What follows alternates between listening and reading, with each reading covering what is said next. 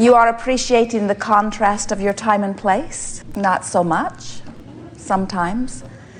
The less contrast, the more you like it. From your broader non-physical perspective, you see contrast as a wonderful thing. But from your broader non-physical perspective, you did not intend to stand in the midst of abject discomfort. You saw contrast as variety, as choice. You did not see it as agony. And while contrast to ecstasy may be agony, you said, I will go forth, and by what I selectively sift to focus upon, what I selectively choose to be the reason for my vibrational offering, I expect, you said, that law of attraction will for the most part match me up with good feeling things. You did not say, I'll go forth and torture myself into success, because from your broader non-physical perspective, you understand that success does not come from that which is uncomfortable. You know that source energy, pure positive energy, is the energy of well-being. It's the energy of good feeling. It's the energy of love. It's the energy of appreciation. And you knew that that was, by your standards then, by your inner being standards now, the epitome of success. If you let joy be your standard, then you will always be in alignment with your source. If you let anything else be your standard, like growth or struggle, then you may find yourself in vibrational alignment with that which is not in harmony with who you really are. You are in your physical body's extension of source energy. And the more you are in alignment with that source energy, the better you feel. The more you are in alignment with that source energy, the more of that which you would call positive emotion is your experience. So as you are paying attention to the way you feel, and always reaching for thoughts that feel good, then you are in vibrational harmony with that which is your source. And if we were standing in your physical shoes, that would be our dominant intent. We would seek first to be in alignment with who we really are. And then we would use our ability to focus in your time-space reality upon those things that evoke from you desire. That part comes easily to you. The contrast that lays before you helps you to easily identify things that you desire. And as you identify those things that you desire, source energy answers the request instantaneously. Sometimes our physical friends do not really believe that, because they experience what they would lovingly call a sort of lag time often between their conscious recognition of desire and their conscious receiving of the desire. And we say, yes, there is a buffer of time here in your time-space reality. But what you are experiencing goes far more than because of a buffer of time. What you are experiencing, if you have identified that you desire something and it is not easily and speedily coming to you, you have a vibrational inconsistency. In other words, you have a desire that carries one vibrational reading and a habit of offering vibration that is quite different from that.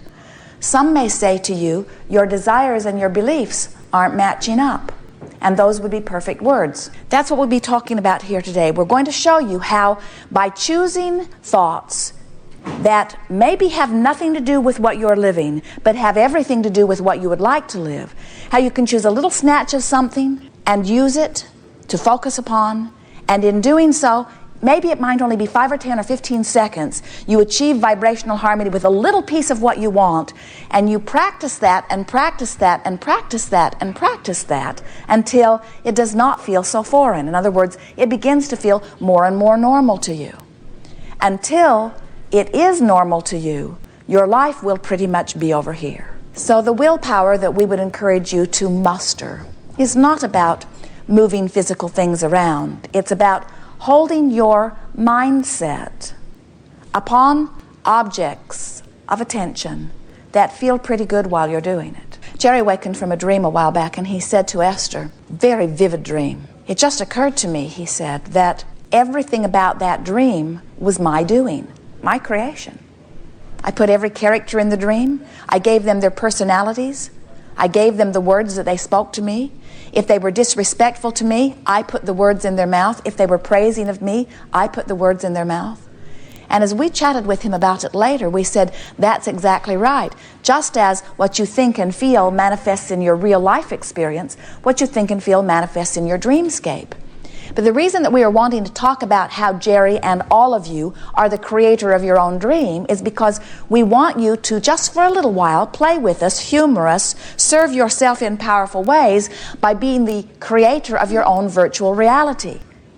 Now, the way that we think that it would be easiest for you to create your virtual reality process is by seeing yourself sort of like the director of a screenplay or a movie, which means the first thing that you might want to do is to decide where this is all going to take place. Pick a place. Is it indoors or is it outdoors? Pick a place that is easily pleasing to you at first. Later on, you can pick any place and you can do whatever you want with it. In the beginning, do easy things. So, pick a scene. Is it indoors or outdoors? Is it morning or is it afternoon or is it evening? What does the air feel like? What is the temperature? How are you dressed? Who else is there? What is their mood? What is your mood? Is this a time of celebration? Why are you together? And now exchange just a few words of dialogue. And what you can begin to realize is that with just a little bit of mental exercise, you can go anywhere you choose. You can make it look any way you want it to look. You can make it feel any way you want it to feel. You can bring in anybody that you want to bring in. You can give them the attitude toward you that you want to give them. You can give yourself the attitude toward them that you want to feel. And then you can exchange some happy words and then get out. In other words, get in quick and get out. As we gave this game to a group a while back, Jerry and Esther had a rather long drive the next day, and as Jerry worked on editing or did a little reading or took a little nap while Esther was driving, every opportunity she had, she would say, all right, where is this scene? And she would pick some favorite place. And then she would say, what time of day is it? Sometimes it was morning, sometimes it was afternoon, but it was always a lovely time of day that she chose. When she would think about what the air felt like, sometimes she would give it just a little humidity, sometimes it would be so dry that it would feel good as it blew across her body. Sometimes it would be 90 degrees with no humidity at all. Sometimes it would be 86 degrees outside and 86 degrees in the water. In other words, she thought of every pleasant combination of temperature and humidity and time of day that she could think of. And then she would bring lovely friends to come and play with her. And they would have all kinds of lovely experiences. She got so good in her virtual reality that she began to resent reality. Just a little bit. Jerry would say, where are we? And Esther would say, don't talk to me now. I need 30 seconds. I just need 30 more seconds.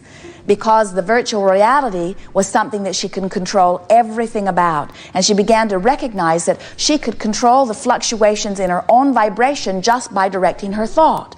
That's what we want you to begin to understand, because the universe does not know why your vibration is what it is in any moment. In other words, you could be riddled with all kinds of diseases. The doctors could have pronounced you disease-ridden yesterday, and today you could be driving down the highway like Esther is in the monster bus in some sort of fantasy virtual reality, and there would be no representation of any disease within your body. And if you could maintain that more than you maintain your awareness of the disease could not remain in your body. It's only there because somehow, without knowing it, you have chosen thoughts that are a vibrational match to it. You get a sense of it? And we want to tell you that every single one of those thoughts that you chose that is a vibrational match to disease, every single one of them does not feel good. It feels like anger, or it feels like frustration, or it feels like resentment, or it feels like blame, or it feels like guilt, or it feels like fear. In other words, those thoughts are not good for you, and you can tell they're not good for you in the same way that touching a hot stove hurts. Negative emotion hurts, doesn't it? So, you worry, well, I'm all full of thoughts. There are so many thoughts within me. I've lived a long life and I've picked up all this stuff along the way. Oh, wouldn't it take a very long time to rid me of all of those negative thoughts? And we say, you don't have to rid yourself of negative thoughts. In fact, you can't. You cannot dig into your past and undo a thought that you thought. But you know what? You don't have to, because only the thoughts that are activated within you at any time have any vibrational pull. Something that you've lived a long time ago that is not active in your vibration, something that you lived yesterday that you're not thinking about right now, does not have any vibrational weight in your point of attraction. None whatsoever. But sometimes what happens is, as you're moving along in your physical day and you're interacting with others, somebody will say something, or you'll hear something, or you'll see something, or you'll smell something that triggers a vibration within you that doesn't feel very good when it's triggered. And that's the time for you to say, oh, my guidance system is working. I can feel that there's something activated within me that's not serving me very well. Because in this activation of this vibration, there's some resistance within me that is now disallowing the well-being that would be there otherwise. So that's when you choose a thought that feels better. And if you, like Esther, have had the good fortune, or we could say good sense, of having practiced some virtual reality, then it's very easy for you to reach for a thought that feels better. If you haven't been practicing, then when you're in the middle of a negative thought, you sort of don't have anywhere to go. You sort of have to wait till it peters out. Meditation is a very good tool for stopping the rampage of negative thought. Because when you meditate, you quiet your mind. And when you quiet your mind, your vibration raises. And when your vibration raises, there's no resistance, and you're in alignment with source energy. But changing the subject, you know how if a baby is unhappy about something, and you distract the baby to something that is more pleasing, it is not so different from that. You're just wanting to distract yourself from uncomfortable, unpleasant, not good feeling thoughts, and reach for thoughts that feel better. We think that many of you do not realize the magnitude of the importance of this. But we say to you, if you harbor negative thoughts because they feel normal to you, in time, the representation of those negative thoughts will become greater than the initial negative emotion. In other words, if you've got some negative thoughts going on and you're not really aware of, or you're willing to endure them or tolerate them, don't worry, they'll get bigger. Law of attraction says that they must. And then the resistance gets bigger too. And when there is more resistance within you, then there is a greater toll on your physical body until greater manifestations that are not pleasing to you begin to occur. We think it is a wonderful thing when you are aware of how you feel and able to shift your thought to something that feels better, because in the early subtle stages, it's much easier to change vibration. It's just that most physical humans are more interested in action than you are interested in vibration. And it's a sort of screwy way of looking about it, because vibration is everything to you. The way you are vibrating equals your point of attraction. Everything comes to you. You are a veritable magnet calling to you everything that you are feeling.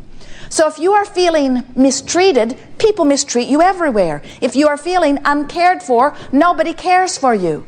Jerry and Esther saw a little piece of a television special a day or two ago, and it was people who had been very famous for a short period of time and now were not in the limelight anymore. And this man is saying, when you have everything, people want to give you everything. And when you have nothing, people don't want to give you anything. And he was speaking it as if he thought that was backwards and unfair, that it's when you have nothing that people should want to give you something, and when you have everything, then they should not need to. When you feel good, more good comes. When you feel bad, more bad comes. It is law, you see. And so, as we're moving forward together today, it is our desire, if it is yours, to assist you in creating some virtual realities that cause you to vibrate in a way that lets in what you want. Facing reality only brings you more reality. And do not misunderstand, we know that there is much about your reality that is wonderful. And we want you to selectively sift through and focus upon the wonderful parts of your reality. But if there is something about your reality, or someone close to you reality, or somebody who it's not even any of your business reality, and it's bothering you as you give your attention to it, then that bothering feeling is an indication to you that you are giving your attention to something that is causing you to offer a vibration that is setting up resistance within you, that is disallowing the well-being that you have already told the universe that you want.